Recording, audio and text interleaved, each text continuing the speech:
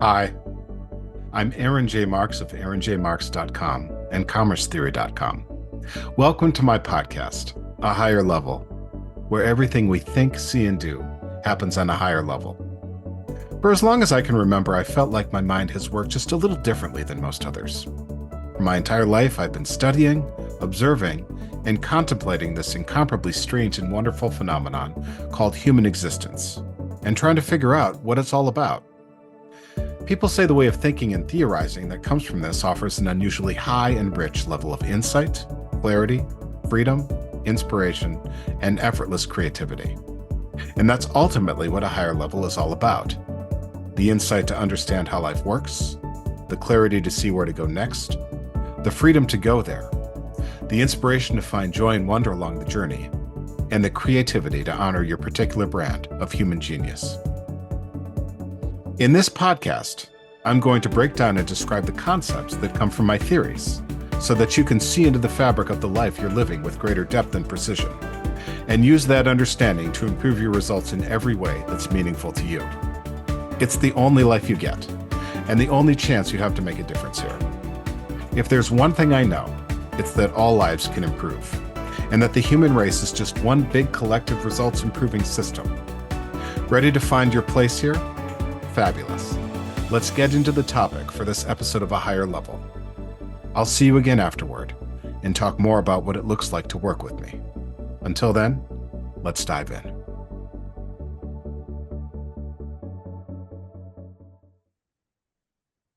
Hello again. This is Aaron of aaronjmarks.com, and I'm a commerce theorist. And welcome to A Higher Level. This is episode 42, and it's the third in the second series of season 2. And it's about my new theory of commerce, which is commerce theory. And what commerce theory does is it describes every single human interaction in terms of 5 layers. And today, I'm going to talk about the first layer, which is ontology.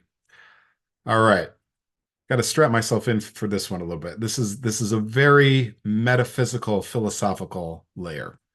It's the most metaphysical, most philosophical, and it kind of takes my brain in a few loops. So, yeah. So here we go. So ontology is the study of being. It's a branch of metaphysics, which is a branch of philosophy, and it asks questions like, what does it mean to be? What does it mean to exist? How do we categorize different beings? Are some beings necessary and some contingent? Are there different worlds in which some beings might not exist and others have to exist? These and others are questions of ontology. So, if you listen back to the previous episode and you hear that what I said about being in the coffee shop and everything sort of came alive, and I, sort of saw everything for what it was, and the significance, and thought about tracing it back to its birth in time. I would call that an experience of pure ontology. So it's like you simply are, and you find your being among being itself, and it's almost like the categories fall away and we can't express it. And that's why I say that ontology is, it's the dom or it's the it's the traditional mystery of mysticism and metaphysics. I think that's the way that I sort of the label I put on this one. So let's try to take that apart. So we exist, right? We didn't always exist. We came into existence at a certain point, and we became part of existence, though, right? So like there's this greater domain of existence. So it's like we can say the earth exists, we can say everything on the earth exists. Part of ontology is asking, okay, what exists, what doesn't exist? Can we say that things that don't exist are part of what exists, and sort of make this move where being actually also includes theoretical things, and abstract things, and things that might exist but don't. These are all questions about ontology, and people debate about them. They still do. Yeah, it's like I've recently been in Facebook groups where these things are debated. A little bit, I'm not quite that academic about these things, but I think the questions are interesting, and I think that the questions shift our mind beyond the things that sort of bog us down day to day so that we can get perspective on who we are, what we're here to do. So that's where I start. I start with existence because like that's what we're all navigating and we're all making sense of it in some way or another. We do it in different ways. But essentially, when you walk around and look at people's behavior, that's their answer to how are you making sense of existence? And they say, "Well, follow me and I'll show you." And I'll show you this path that I take through existence, right? So to me, that's where it starts because like that's what we all have in common. We all have existence as humans and our lives, like we have these lives that, have to respond to it, right? So part of understanding that, like part of understanding how humans respond to it, and in, in a very real sense, it's not different from things like plants and animals and other inanimate objects, but in another sense, humans are much different from from those, kinds of beings, right? Um, but what does seem to be a clear part of existence is space and time, right?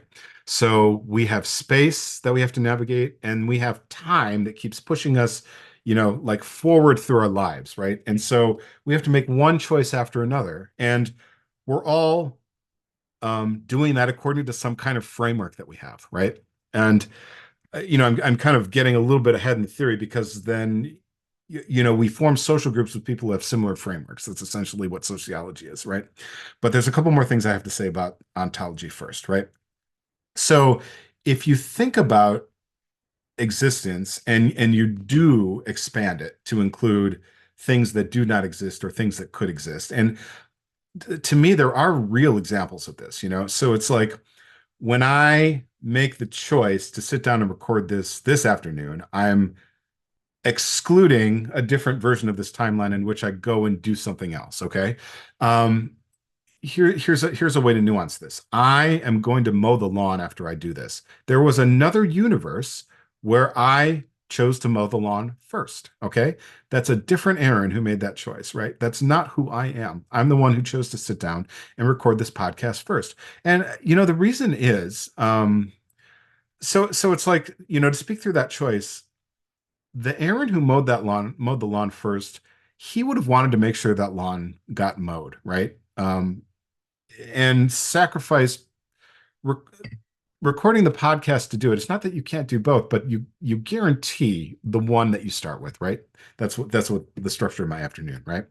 And so I'm the Aaron who wanted to prioritize the podcast and also not be hot and sweaty when I sat down to do it, right? So that's a way that I'm navigating reality, but it implies a timeline that could exist but does not. And so to me, what is has to be broad enough to include both of those, right? So in other words, a sense of possibility, or not just a sense of possibility, but actual possibility is part of ontology to me. It's part of what exists.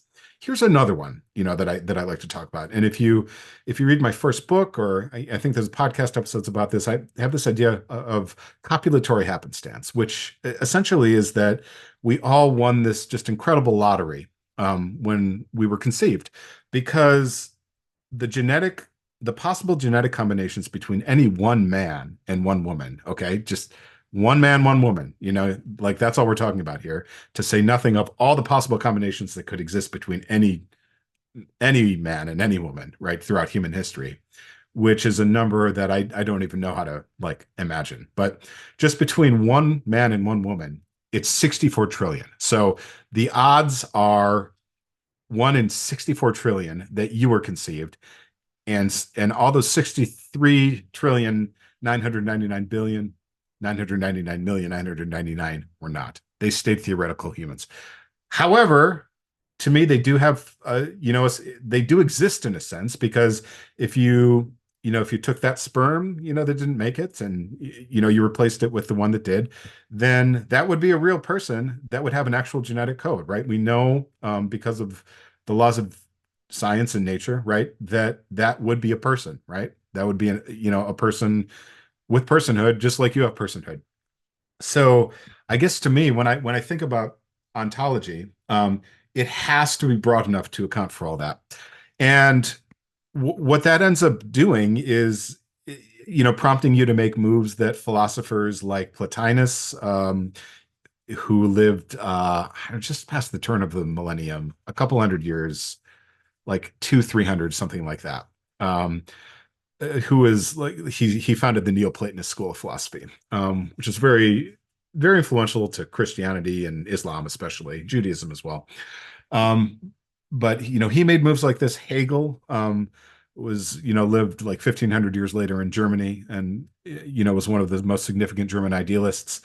They all included this kind of move in their thinking where, and I think even when you go back to Plato and one of his influences, Parmenides, they made these moves where they looked at the state of being and non-being and said, well, if we were going to expand what is to include both of those, what would that look like, right? So in a sense, we have this sort of mistaken notion of thinking that we know what exists, but it would also include all the things that don't exist, right? But could exist, right? And so it's like, what is it that makes existence possible in the first place? To me, that's what ontology ultimately points to. We can't actually describe it, and a lot of religious traditions know this. Chief among them is the Tao, that use very poetic language to talk about something that you really can't talk about, right? And it's beyond space and time, right? I was talking about space and time just a little bit ago. Like that's a characteristic of our existence. But whatever it was, prior to that existence, we can't really say prior because you can't say before if there's no time. But like all these religions, as well as Big Bang cosmology, seem to indicate that the universe had a beginning. And so, like, what was there before that beginning? Again, the language doesn't make sense, but like we do the best that we can with our thinking, and it's actually sort of a miracle that humans can like conceive of this, because our thoughts are bound by space-time as well, in a very real sense. So ultimately, I think it's very strange that there was some sort of existence or some ground of existence that became space-time, and then suddenly we have space-time to navigate. Now we have choices. Essentially that's the first thing we have to deal with in commerce theory. And I think we're all sort of dealing with that. Not all of us are entirely aware of it. Not all of us are conscious of it. Not all of us have the capacity to think about it in that way.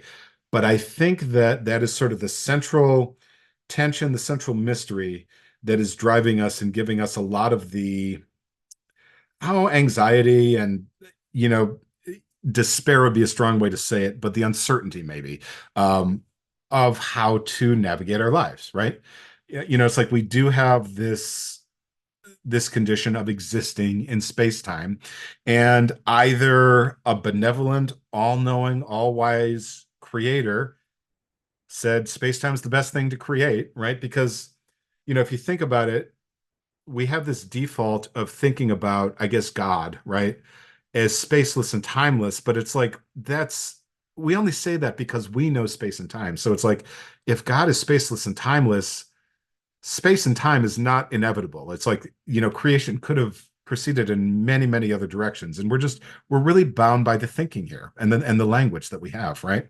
Um, and I told you this is difficult to talk about, but um, I am sort of getting through most of the things I wanted to say about this. So to me, that's what ontology indicates, right? It's like, well, what exists, and how do we make sense of the fact that things didn't always exist? Both the religious sensibilities and the scientific ones are pointing in that direction, and that space and time was not inevitable, but it is what we have to deal with. That's ontology, right?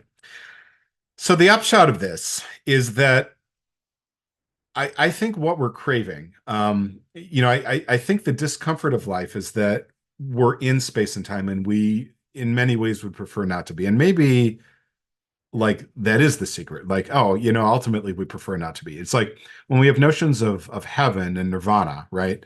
Or even, just dying and not existing anymore. We're free of space-time, right? So it's like we go to a blissful state that's perpetual, or with nirvana, we blink out of existence, or with like, the kind of the secular material view, we just don't exist anymore, right? We're not burdened with it anymore.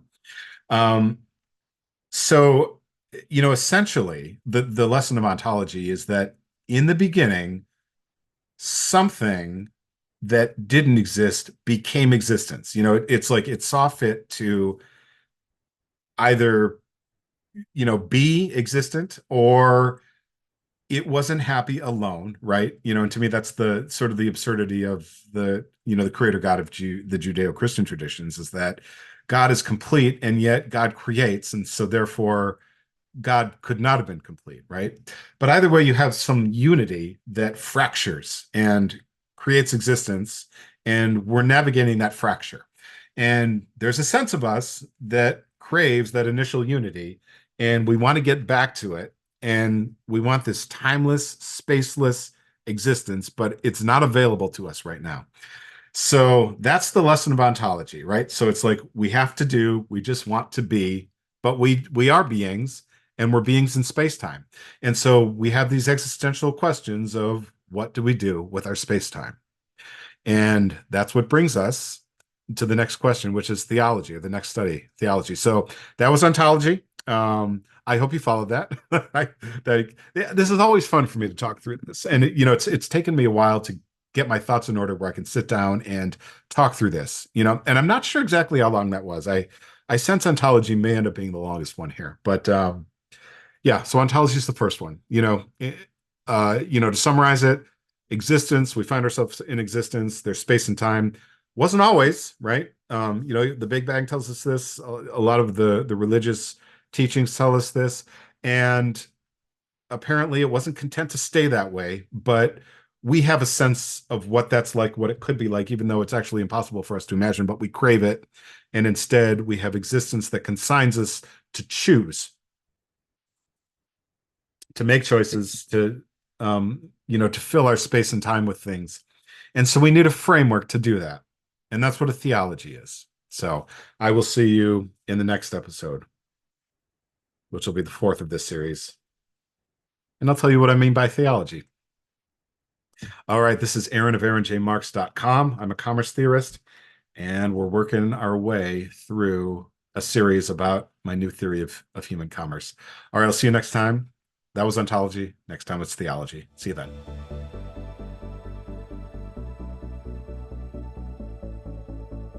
Thanks for joining me on a higher level.